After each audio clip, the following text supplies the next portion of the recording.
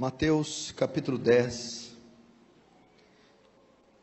Quero agradecer mais uma vez pela honra e o privilégio de estar aqui, cooperando com esse trabalho, com conexão com Deus, aqui na Penha.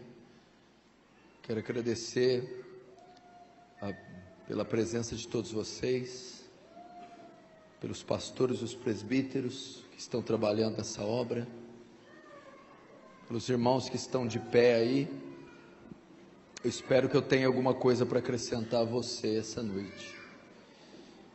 Mateus capítulo 10, verso de número 28, diz assim: não temais os que matam o corpo e não podem matar a alma, temei antes aquele que pode fazer perecer no inferno tanto a alma quanto o corpo. Feche os olhos, vamos fazer uma pequena oração. Pai Santo, diante de Ti nos colocamos essa noite,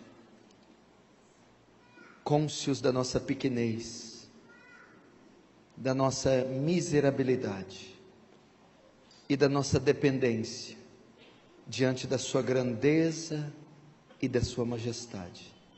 Quem somos nós, Senhor? O que temos nós para Te oferecer? A parte da Sua graça, não somos nada. Senhor, essas pessoas precisam mais do que uma palestra, mais do que compêndios doutrinários, precisam de manifestação de poder e do Espírito Santo. E eu peço que, por toda a extensão desse salão, despeje da Sua graça, gloriosa e abundante, toma mentes e corações cativos à Tua palavra, faz Teu reino avançar, Senhor, receba a glória para Si, e nos conforma à imagem do Seu Filho, em nome de Jesus, amém. Irmãos, preste muita atenção aqui, no que vamos ensinar aqui essa noite. Eu gostaria da sua atenção, ninguém andando, se possível, nem conversando. As crianças que ficaram, por favor, quietinhas, porque a nossa concentração, quando a palavra está sendo ministrada, é essencial. Nós aprendemos quando nós processamos com a mente aquilo que nós ouvimos com os ouvidos. Eu quero trazer a vocês hoje a mensagem da doutrina do inferno. A doutrina do inferno, a doutrina do juízo de Deus, da condenação eterna. Deixa eu fazer uma pergunta para você: qual foi a última vez que você ouviu uma palavra, uma pregação de 1h30 sobre o inferno? Qual a última vez que você leu um livro de 100, 200 páginas ensinando sobre a doutrina do inferno? Qual a última vez que você visitou um congresso, uma conferência que ensinava, que tinha como tema a doutrina do inferno? Infelizmente essa doutrina sumiu dos nossos púlpitos. Infelizmente não se prega mais sobre isso. E é engraçado notar que a Bíblia, a santa palavra de Deus, ela fala mais sobre o inferno do que sobre o céu. E por incrível que pareça, teve um homem que mencionou mais sobre o inferno do que sobre o céu. E esse homem foi Jesus Cristo, o seu Senhor e Salvador. Então, se a Bíblia faz mais menção do inferno do que do céu, e se Jesus falou mais do inferno do que do céu, por que então que eu não vou ensinar sobre o inferno? Por que então que as igrejas, elas destituíram dos seus púlpitos essa mensagem, esse tema? Winston Churchill, o primeiro-ministro da Grã-Bretanha, da Inglaterra, na Segunda Guerra Mundial, disse: uma das razões das igrejas da Inglaterra estarem frias e mortas É porque tiraram a doutrina do inferno dos púlpitos. Volte a pregar sobre o inferno. Avivamento é isso. É pregar sobre todo o conselho de Deus. É pregar a palavra de Deus. E dentro do conselho de Deus, divino, está a doutrina da danação eterna, do inferno. E os crentes hoje não estão acostumados com isso. Agora eu te pergunto, por que essa doutrina sumiu dos púlpitos? É porque essa mensagem não é atraente. Essa mensagem não se harmoniza com a igreja moderna, com a igreja contemporânea. É uma doutrina que não atrai pessoas, não é a doutrina imediatista, que visa o bem-estar do aqui e do agora. Essa doutrina não se harmoniza com a igreja que os falsos pastores criaram. Não é uma doutrina atraente. Quem que quer sair de casa, trabalhou a semana inteira, brigou com a mulher, foi despedido do emprego, chega no domingo, quer ouvir sobre julgamento? Isso não é popular. Mas eles estão furtando do pecador a verdade, furtando da igreja a verdade, e eles serão cobrados no dia do julgamento. Você tirar a doutrina do inferno é como não encontrar razão para a pregação do evangelho. Afinal de contas, o evangelho vem fazer o quê? Quando se não há juízo, quando não há julgamento, quando não há condenação, a morte de Cristo se torna nula, se diminui a morte de Cristo. Não, quando se prega a doutrina do inferno, se mostra da onde e do que o Senhor nos salvou. E as pessoas perderam de vista também, hoje em dia, do que Deus as salvou. O crente moderno não sabe do que Deus os salvou. Perderam a ideia do que Deus as salvou. Você fala com eles, por que você está na igreja? Por que você se converteu? Do que Deus te salvou? Deus me salvou de doenças, Deus me salvou de uma vida infeliz, de pobreza, de miséria. Eu tinha caroços, Deus curou, estava solteiro e agora me casei, era empregado, me tornei patrão, enfim, vícios, traumas, Deus me salvou disso. As pessoas estão na igreja e pensam que a cruz de Cristo serviu para isso, que o sacrifício de Cristo, que a expiação de Cristo, que a morte de Cristo, que a pregação do Evangelho, que a ressurreição de Cristo, resume-se nisso, em dar a elas uma vida feliz, em livrar elas de uma vida miserável. Não, não foi disso que Deus nos salvou, não foi de uma vida infeliz, não foi de uma vida miserável, não foi por isso que o Cordeiro foi oferecido como sacrifício. Deus nos salvou da ira divina, Deus nos salvou do juízo eterno, Deus nos salvou do inferno.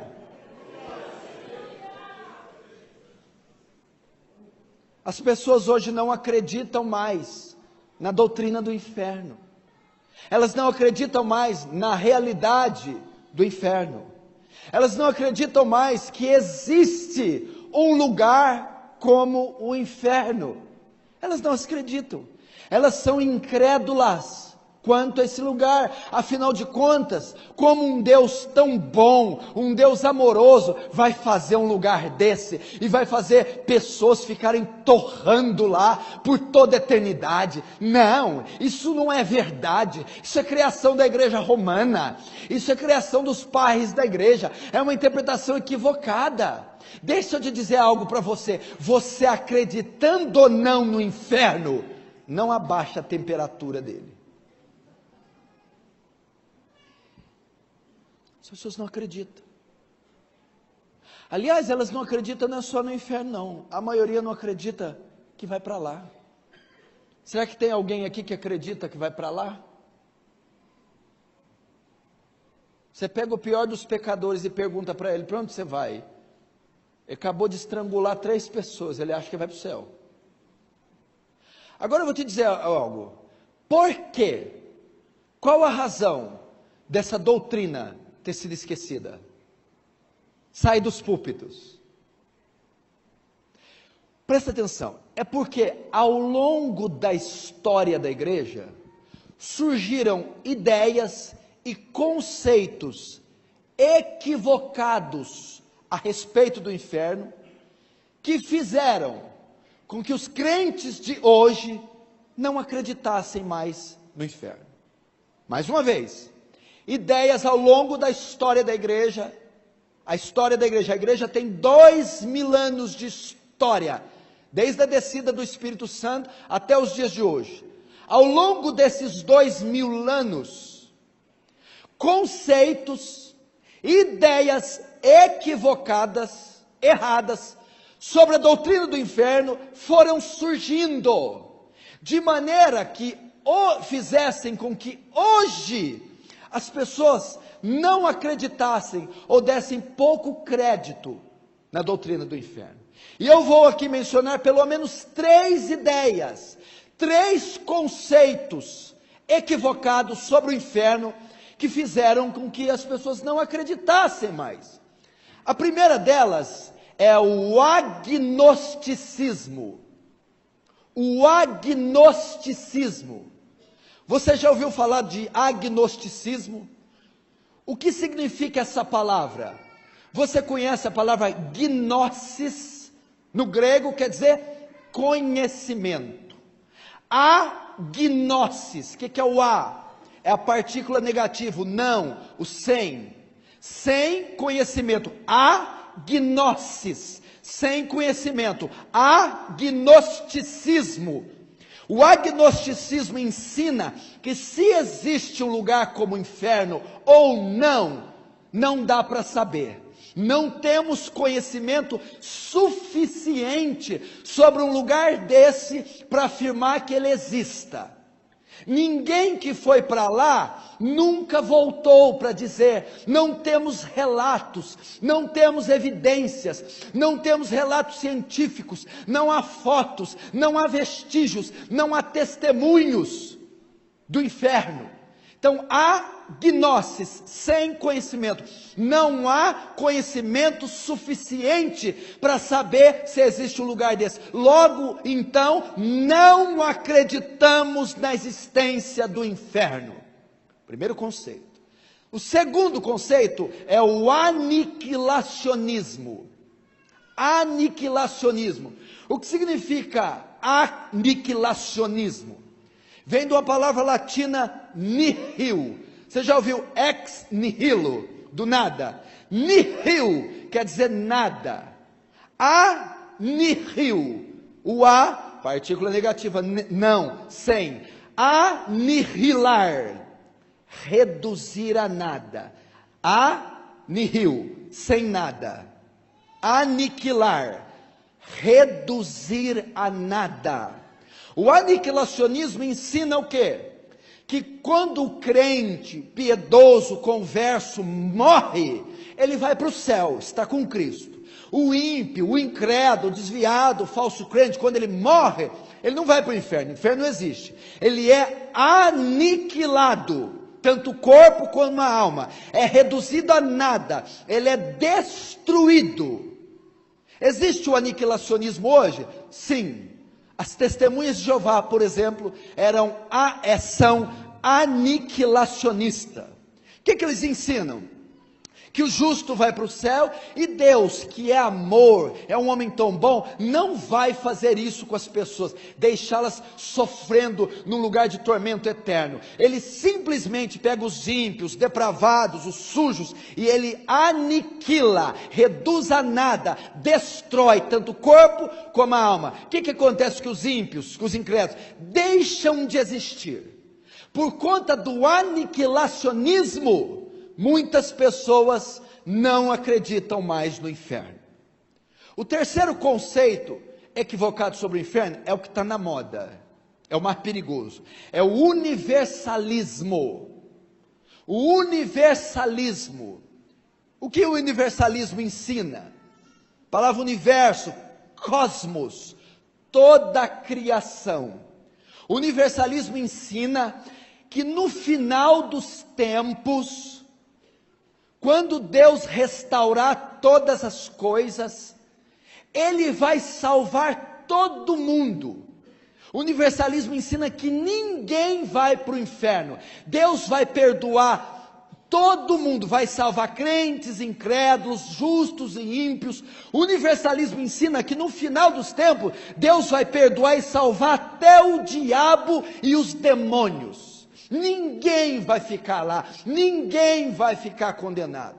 É por causa de uma palavra grega, mal traduzida, mal interpretada, de Atos 3, no discurso de Pedro, quando Pedro vai dizer que Deus vai restaurar todas as coisas, ele usa uma palavra grega apocatástase, que quer dizer a restauração de todas as coisas. Os universalistas acreditam que no final dos tempos, todos irão para o céu, todos serão redimidos, quem creu, quem não creu, o justo, o ímpio, o ateu, até os demônios, as portas do inferno serão abertas, todos sairão, serão redimidos e salvos, inclusive o chefão, Satanás.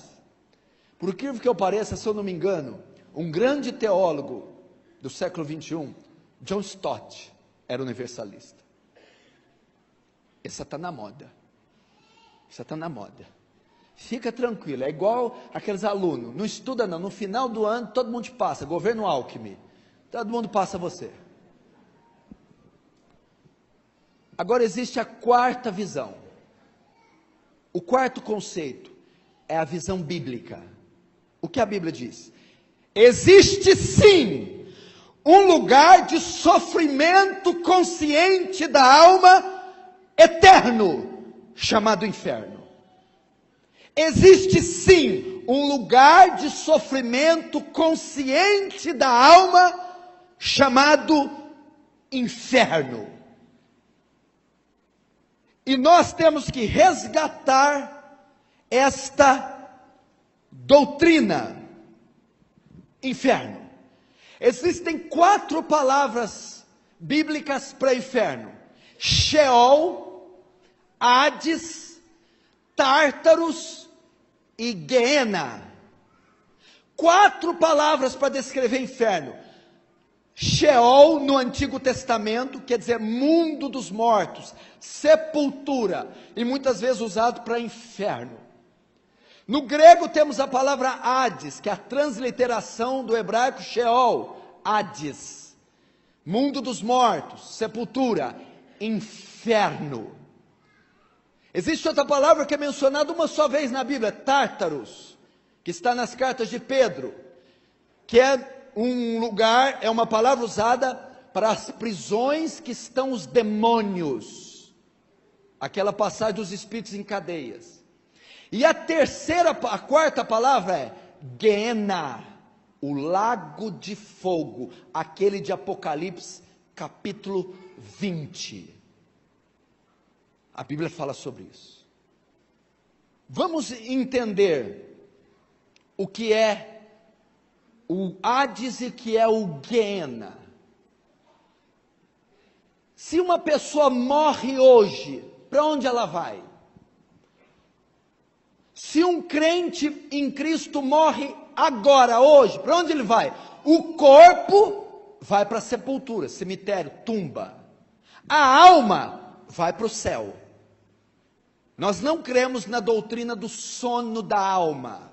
Quando morre, o corpo vai para o cemitério. A alma, em verdade te digo que hoje estará comigo no paraíso. Foi isso que Jesus disse para o ladrão da cruz.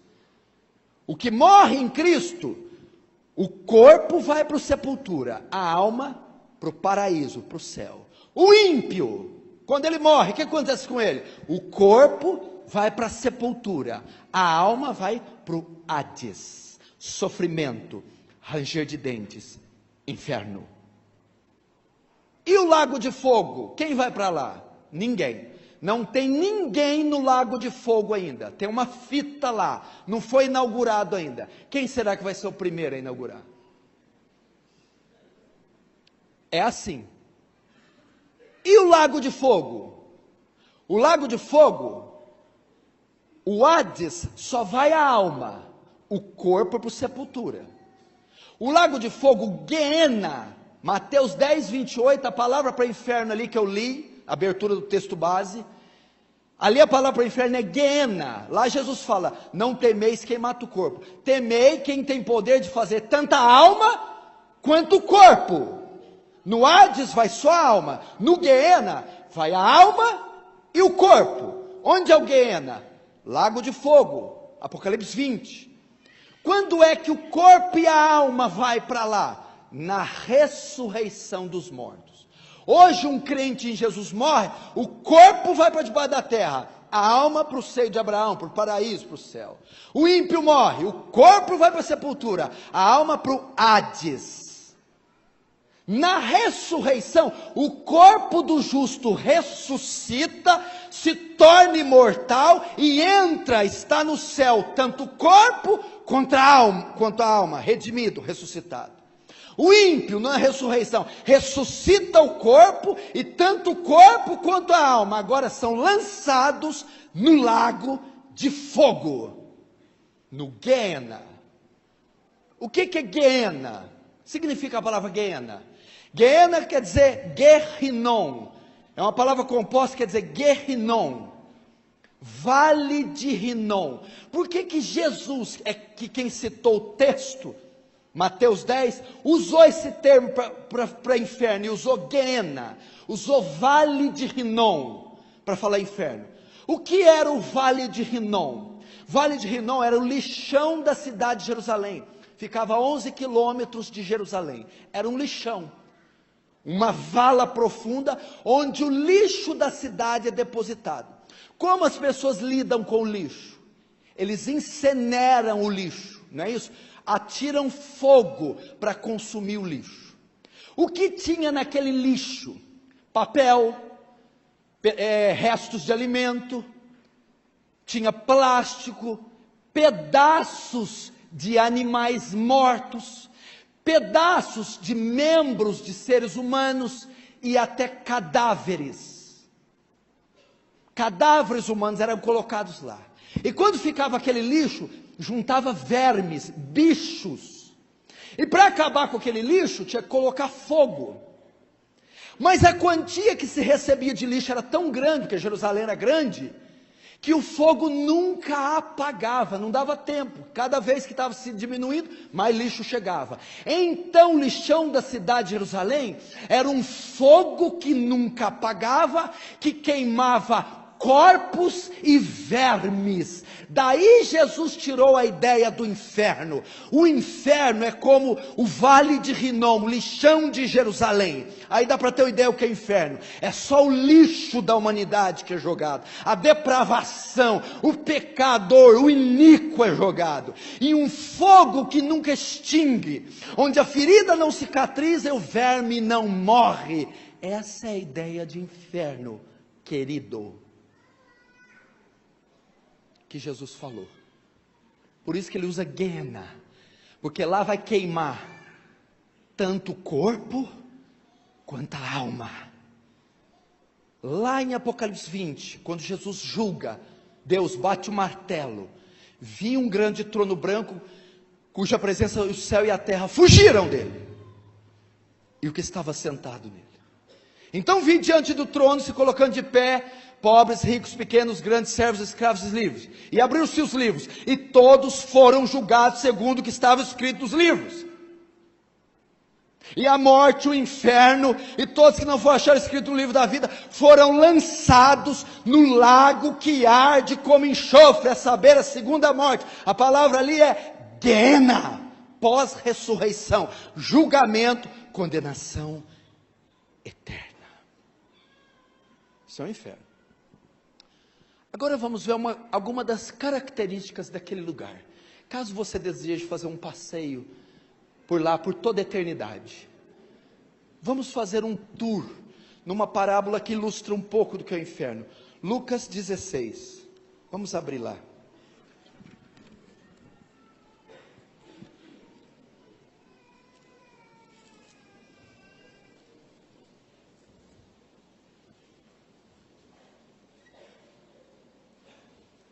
Lucas 16.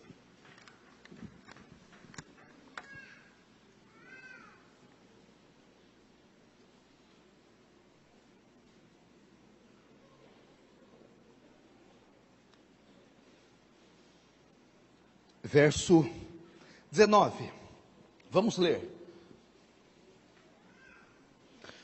Ora, havia certo homem rico que se vestia de púrpura de linho finíssimo, e que todos os dias se regalava esplendidamente. Havia também certo mendigo chamado Lázaro, coberto de chagas, que jazia à porta daquele, e desejava alimentar-se das migalhas que caíam da mesa do rico, e até os cães vinham lamber-lhes as úlceras. Aconteceu morrer o mendigo, e ser levado pelos anjos para o seio de Abraão. Morreu também o rico, e foi sepultado, e no inferno, é onde ele está, estando em tormentos, levantou os olhos e viu ao longe Abraão e Lázaro no seu seio. Então clamando disse: Pai Abraão, tem misericórdia de mim, e manda Lázaro que molhe em água a ponta do dedo e me refresque a língua, porque estou atormentado nesta chama. Disse porém Abraão: Filho, lembra-te que recebestes em teus bens em tua vida, e Lázaro igualmente os males. Agora porém aqui ele está consolado e tu em tormentos. Além de tudo, está posto um grande abismo entre nós e vós, de sorte que os que querem passar daqui para vós outros não podem, nem os de lá para nós. Até aí é o suficiente. Presta atenção, crianças, me ajudem. Ou melhor, os pais, que são responsáveis pelas crianças. Presta atenção. Essa aqui é uma parábola que Jesus contou. E uma parábola que ilustra, ele fez questão de dar detalhes do inferno, e não do paraíso, para onde foi o mendigo, Lázaro. Rico vai para o inferno. E aqui nós temos algumas características de como vai ser. A parábola não deve ser interpretada literalmente, mas ela dá a nós lições de como será este local de tormento. Porque ele descreve a condição do rico no inferno. Primeira coisa que ele diz, verso 23, primeira característica do inferno: no inferno estando em tormentos. O inferno não é um lugar, não é um convite a uma colônia de férias. O inferno não é um lugar para dar um passeio. Equivoca-se quem diz: o inferno é aqui na terra. Não, o inferno é lugar de tormento. O que é o inferno, basicamente?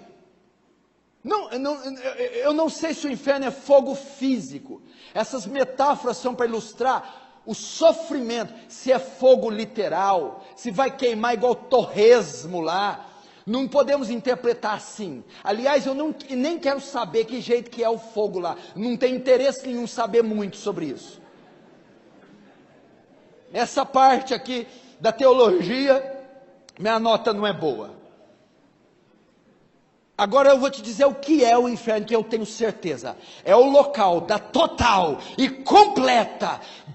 completo despejar da ira de Deus sobre o pecador. Isso é o inferno. Eu acho que é pior que o fogo literal. É um lugar onde a cólera de Deus será despejada. Lugar de suplício, sofrimento, dor. Notem que ele usa aqui plural. Ele não fala sofrimento. Sofrimentos. Sofrimentos. Lugar de sofrimento inimaginável. Lugar onde o pecado será punido na cabeça do pecador. Lugar onde Deus vai vindicar a sua santidade e a sua justiça, despejando sobre a mioleira dos pecadores a sua ira. Primeira característica. Segundo, no inferno, estando em tormentos, 23, os olhos, viu de longe Abraão no seu seio. Verso 24, então clamando disse: Pai Abraão, tem misericórdia de mim, e manda Lázaro que molhe a água à ponta do dedo e me refresque a língua, porque estou atormentado nessa chama. Segunda característica do inferno. A ideia aqui é essa: o sofrimento dele era tão grande, o calor do rico era tão grande, as chamas era tão grande, que ele estava dizendo, conversando com Abraão aqui na parábola: Pai Abraão, mande Lázaro molhar ao menos a ponta do dedo na água e colocar na ponta da minha língua, para que eu me refresque dessa chama. Abraão disse: não, que significa? O inferno é um local de completa ausência do alívio da dor. Ausência total do alívio da dor. Não haverá alívio nenhum, nem uma hora de alívio, nem um minuto, nem um segundo. Deixa eu te dar uma ilustração. Quem aqui já teve uma fratura exposta, cirurgia, queimadura, infecção grave, qualquer coisa grave, queimadura, cirurgia, trauma, fratura exposta, doenças graves? Lembra da dor que você sentiu? Lembra dos dias sem dormir? Dor aguda, queimadura, ferroada, pedra nos rins, e colocava anti-inflamatório, colocava antibiótico, até morfina, e você rolava de dor, mas passava um dia, 2, até 20, passava. A sua mente, a nossa mente, está condicionada a esperar o alívio. A gente sabe que vai passar. No inferno, você nunca terá este alívio, nem um minuto, nem um segundo sequer. Não haverá nenhum antibiótico, não haverá nenhum antídoto para a dor. É aquele pós-cirúrgico, aquela queimadura, aquela fratura aguda, lancinante, pungente, 24 horas o tempo todo, sem um segundo sequer de alívio. Terceiro, e uma das características mais drásticas para mim do inferno, essa aqui, o negócio não é brinquedo não. Verso 25, disse porém Abraão: filho, lembra-te, só até aí. O que é? Lembra-te. Não, peraí, não é o que o senhor vai falar. Lembra-te. O que isso reporta? No inferno, a memória não será retirada. Estado consciente da alma. Eu saberei quem sou, saberei o que fiz e saberei por que eu estou lá. Um dos piores juízos de Deus é a consciência. Você se lembrará das vezes que recebeu a oferta da salvação e a rejeitou, dos cultos que você veio, daquela mãe idônea que orava e chorava por você no quarto, e você ignorou, do convite dos pastores, do culto, do choro, da Bíblia, dos congressos, e rejeitou. A memória não vai ser tirada. A memória não vai ser. Lembra-te. Você vai lembrar. Porque não há sentido condenar gente com amnésia. A memória vai estar lá. Aliás, pastor, eles vão lembrar desse culto, caso alguém se atreva a ir para lá.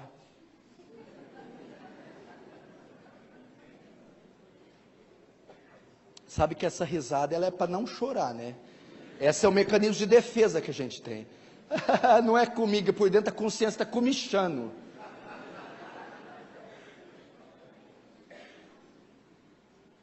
É só a gente colocar naquela tela ali, pluga nela e pluga na sua mente. A gente fica 10 minutos assistindo.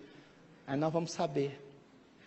Porque onde está o teu coração, o teu tesouro, aí está o teu coração. Irmãos, a consciência não vai ser tirada. Você já imaginou uma eternidade tendo memória dos cultos que você participou, das vezes que ignorou o santo livro, dos pedidos de ofertas, essa oferta maravilhosa da graça? Meu Deus, é para lá que tem que ir mesmo, porque pisar, calcar os pés ao sangue da nova aliança e profanar o Espírito da graça, tudo que merecemos é uma expectação de juízo horrível e eterno. A consciência não será tirada. Quarta característica do inferno. Verso 26.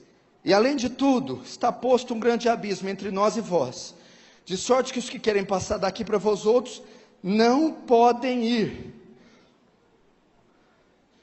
O passar daqui para lá. Abraão disse para ele: você não pode sair daí para lá. Está colocado um abismo entre nós. Quarta consequência do inferno: não haverá saídas, não haverá portas, não haverá túneis.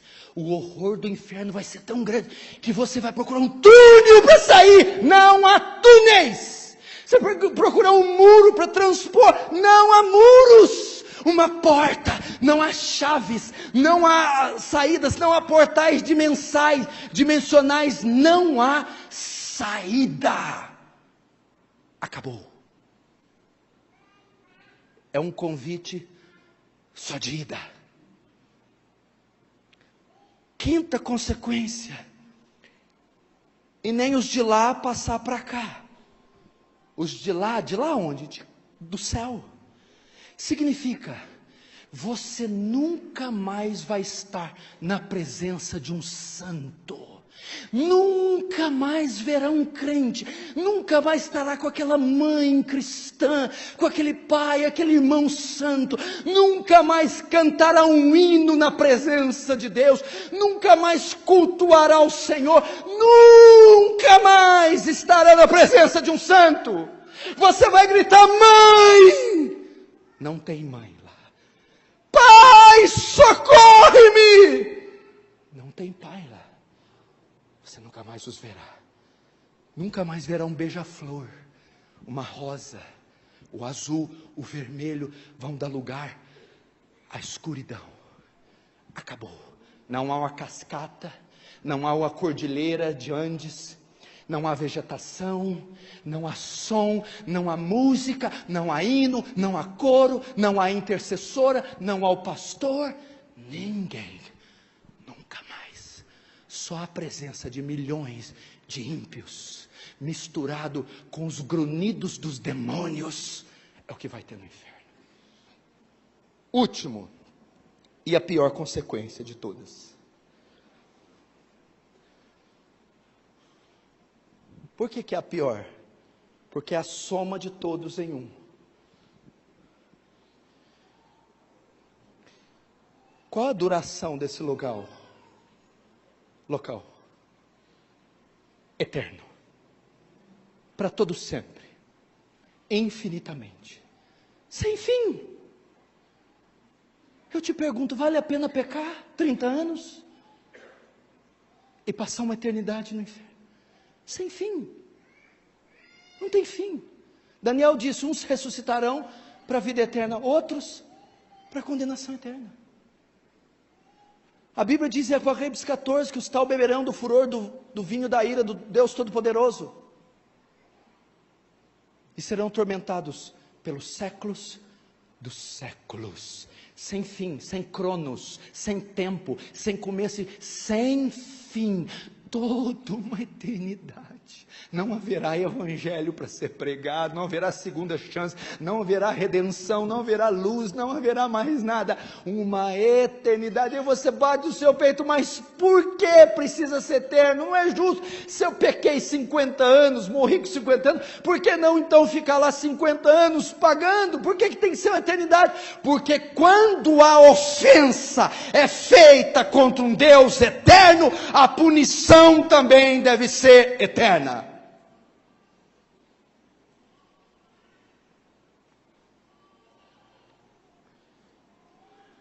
Eu não vim aqui falar do sua melhor vida aqui na terra.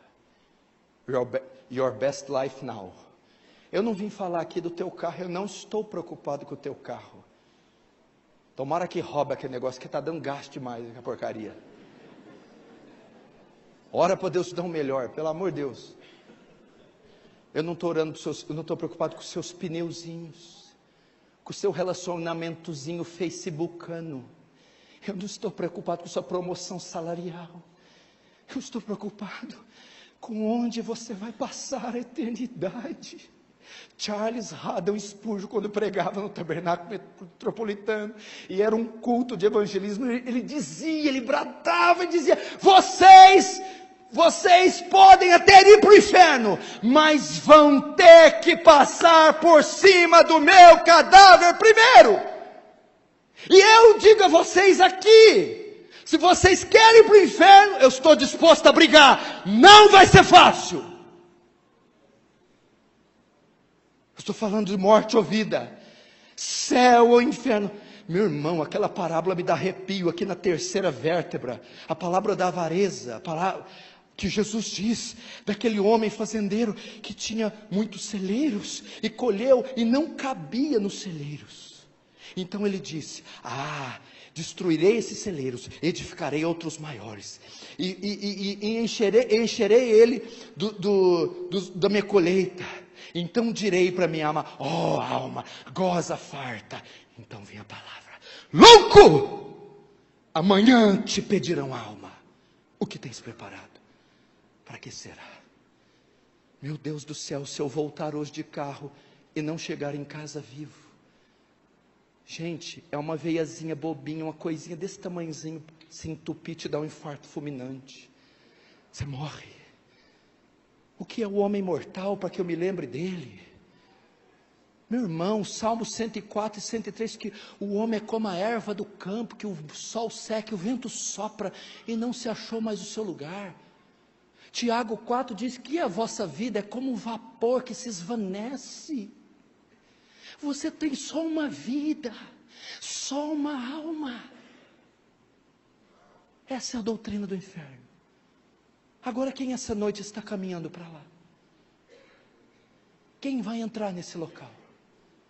É quem está numa igreja? É quem não está numa igreja? É quem não tem uma religião?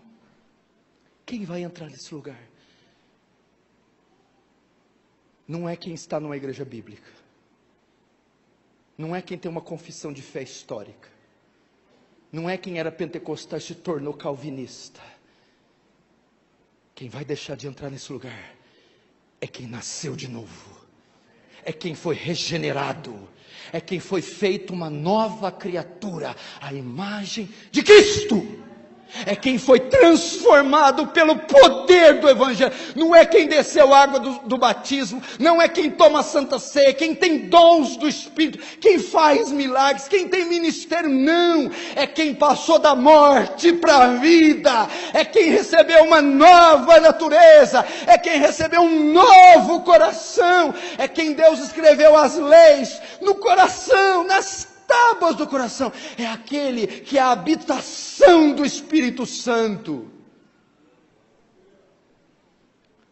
E eu vou dizer algo aqui, não me interprete mal não.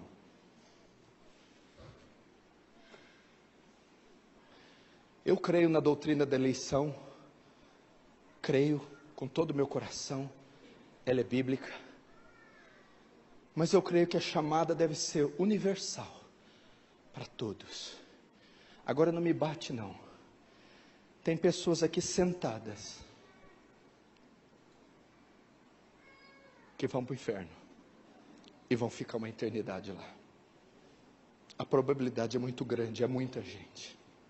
Eu não sei quem será, mas eu sei que vai estar. Quiçá não for você.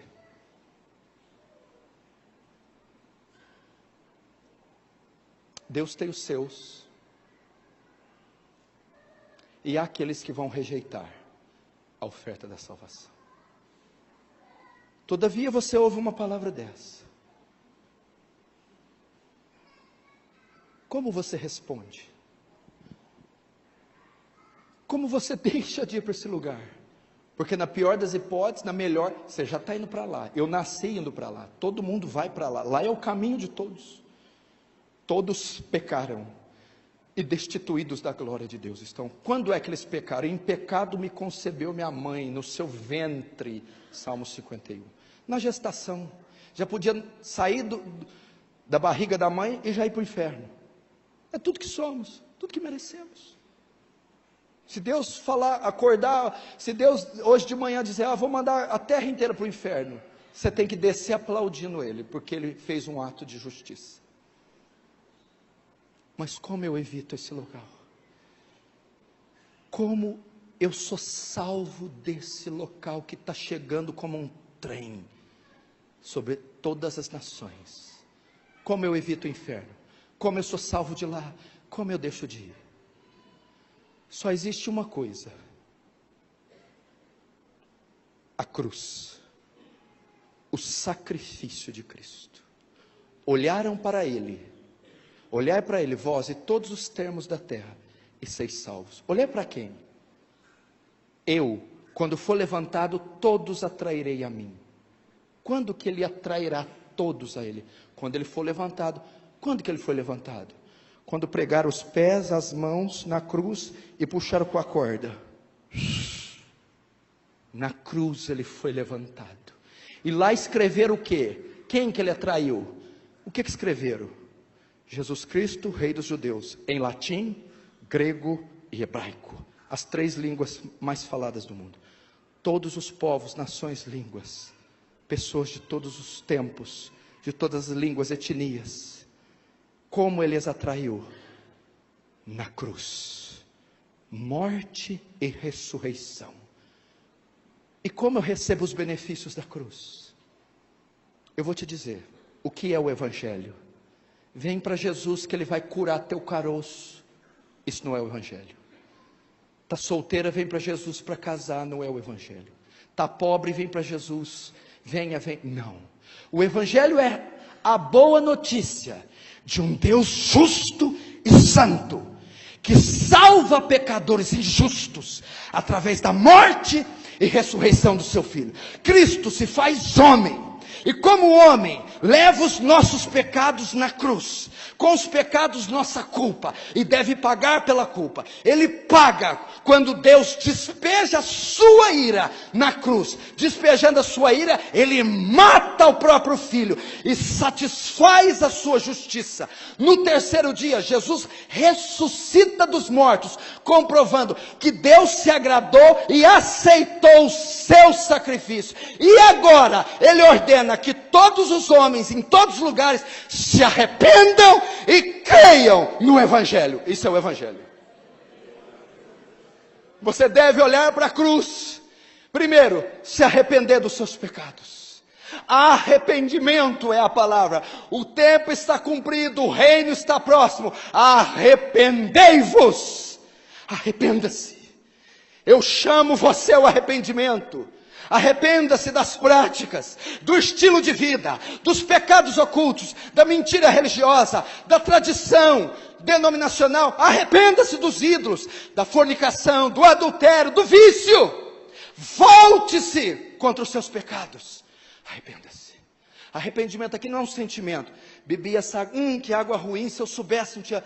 Nossa, eu me arrependi de beber aquela água. Não é um sentimento. Arrependimento é mudança da cosmovisão. Eu achava que a vida era uma coisa. Meu conceito de pecado, de Deus, de igreja, de mundo. Quando o Espírito Santo vem e me regenera, acontece metanoia. E a minha cosmovisão, eu perco o chão, então eu tenho o consentimento que eu estou completamente equivocado, que tudo que eu estava fazendo estava errado, então eu me arrependo e dou um giro de 180 graus, conversão. Isso é arrependimento, mudança dos conceitos, dos paradigmas, da cosmovisão, maneira que você é como pai, como mãe, como profissional, como cristão, maneira de enxergar Deus, o pecado, o inferno. Mudança. Arrependimento. Segundo, como eu vou para o céu, como eu deixo o inferno. Fé. Mas não é a fé para curar o caroço. Eu creio em Senhor Jesus Cristo que vai me curar. Não é essa fé idiota, burra. É a fé salvífica. Não é a fé do copo d'água na frente do programa Show da Fé. Não é. tem gente que cai nisso, pastor. Dá vontade só de pregar, não dá vontade de bater. Possível, gente. Fé. Qual é essa fé? Eu vou te mostrar simples, gente, até mais fácil. Sabe qual que é a fé? É chegar diante de um culto desse e bater no peito: Senhor, eu sou um miserável pecador, reconheço que falhei, que sou teu inimigo, eu reconheço que eu te odiava, e tudo que eu mereço é o inferno e a sua justa ira sobre mim, mas hoje eu lanço a minha esperança de salvação naquele madeiro, na obra completa do teu Filho, na morte substitutiva, na ressurreição, na ascensão dele nos céus. Eu sou salvo pelo mérito de outro e não por meu, e eu deposito minha fé em Cristo, deposito minha confiança de salvação em Cristo e na sua obra completa. Isso é fé salvadora. Quando você se arrepende, abandona os pecados, se volta para Deus com fé salvadora, um martelo nos céus é batido, uma sentença legal te é dada, e você nesse momento é justificado dos seus pecados, e não pode mais ser condenado. Quem tentará acusação contra os escolhidos de Deus? É Deus quem os justifica. E quem os condenará? Pois foi Cristo que morreu, ressuscitou, e antes subiu, está sentado à destra do Pai, intercede por nós. E agora nenhuma condenação há para os que estão em Cristo Jesus. O martelo é batido. Você passa a ser uma nova criatura. Passou da morte para a vida. É considerado legalmente justo no tribunal de Deus. Você herda a vida eterna. Vamos ficar de pé.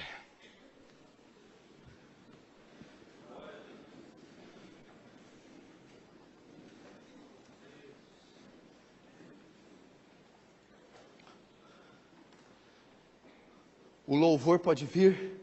Se tiver uma daquelas musiquinhas de cruz, coisa antiga, de pecador arrependido. Olhe vocês para mim agora. Olhe vocês. Tem gente aqui nesse estado. Não se preocupa com quem está do seu lado, não. Tem coisa mais importante para você tratar, a tua vida, a tua eternidade. Se preocupa com o relógio, com o lugar que você está. Agora pode ser um momento decisivo. O Espírito Santo vai te chamar ao arrependimento, transformar você. Romanos 20, Apocalipse 20 fala de um trono de julgamento, mas é lá no 20. Aqui não tem nenhum trono de julgamento. Aqui é Hebreus 4, trono da graça. Está vendo esses degraus? As cascatas da graça estão caindo aqui. E ele convida: vem já, pecador. Manso e suave, Jesus te convida. Vem, pecador. Vem, pecador. Se arrependa. Hoje é o dia da salvação. Avivamento é isso, é salvação. Avivamento é o Espírito convencer almas do pecado. Avivamento é essa corrente que te prende de iniquidade ser partida. Aceite o convite gentil de Jesus. Feche os olhos, curve a cabeça. Ore agora a sós, você e Deus. Você e Deus.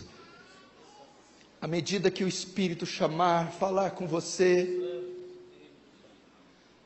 à medida que Ele vir, Senhor, pode esses ossos reviverem, Senhor. Senhor, não espere que eles façam, porque eles não farão.